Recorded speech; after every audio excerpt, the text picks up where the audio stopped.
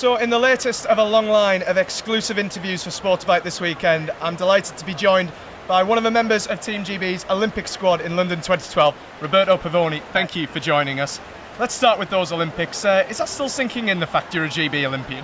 Yeah, I mean, I can't believe that I actually can say that I'm a GB Olympian. It seems like it's been ages already since the Games, but it's still fresh in everyone's mind, I think.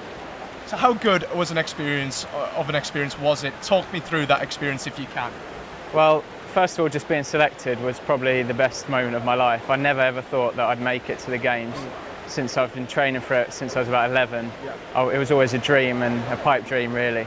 So to be there on the team with racing against people the best in the world, Michael Phelps, Lochte, it really was a dream come true. Well, you touched upon it there. I mean, you know, as a 21-year-old, you've already raced in a World Championship final as well. You're starting to get used to racing the likes of Phelps and Lochte. But just what is it like racing those characters? It's such an experience because you grow up watching these guys on TV, and I remember watching the Athens Games. I was 13 and seeing Phelps, that's when he won his 6 golds, and I was thinking, wow, this guy is incredible. What would it be like one day to race him? And I was lucky enough to, both my heats, the fly and the 400 AM at the Games, were against him before he retired, so I was lucky to get a couple in before he went. But it truly was an inspiration to me and to many other swimmers in the world. Well, let's bring it back to the present time. We're racing here at the Bucks weekend and Bucks Gatorade Nationals, definitely. But you're racing here for Loughborough. You've been here many, many times before. What are your thoughts on the meet?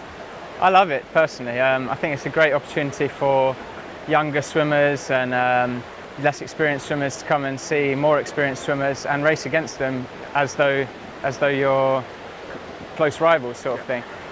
For me personally, it's always very good meet because Loughborough University put a lot of emphasis on it within our year. Obviously, we've won it for 30 odd years or something like that. Come on, don't remind us on that one, Mike. So we have to win it, basically. If we don't, we're in trouble. So there's always a lot of emphasis on it for us, and we like to come here and swim well. Excellent. Well, I mean, obviously with us being here at Bucks, but when we talk about university sport in general, USA, like they are at many things, top of the bill, their media coverage is superb. What are your thoughts on the media coverage of the sport in this country, and where can we improve, do you think? I think it has improved slightly since people like Rebecca Adlington and Michael Jameson at the Olympics, who've brought a bit more of the limelight towards swimming. But unfortunately, it's not covered anywhere near as much as it should be. We had World Short Course Championships recently in December. It wasn't televised at all. And if you think this is the World Championships, it's not a little meet. So it is unfortunate. Competitions like this, university competitions, if you're in America or Australia, they're all televised, and people are really interested and get behind their swimmers as one of the main sports. I do feel it's a shame that swimming doesn't get that sort of recognition in the UK. Having said that, it is improving, and I hope it does continue to improve with ambassadors to the sport like Rebecca Adlington. So. Well, you and me both, Roberto. I mean, I suppose that's up to me, and that's my job to increase the exposure.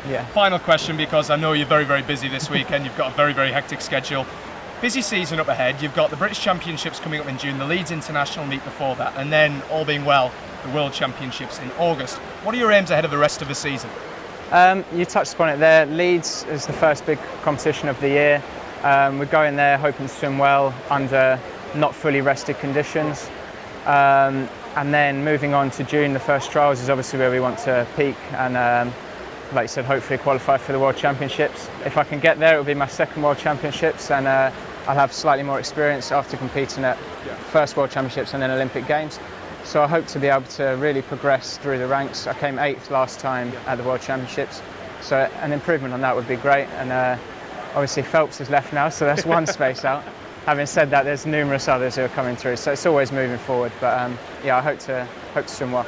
Well, we honestly wish you the best of luck ahead of not just this weekend, Roberto, but the rest of the season too.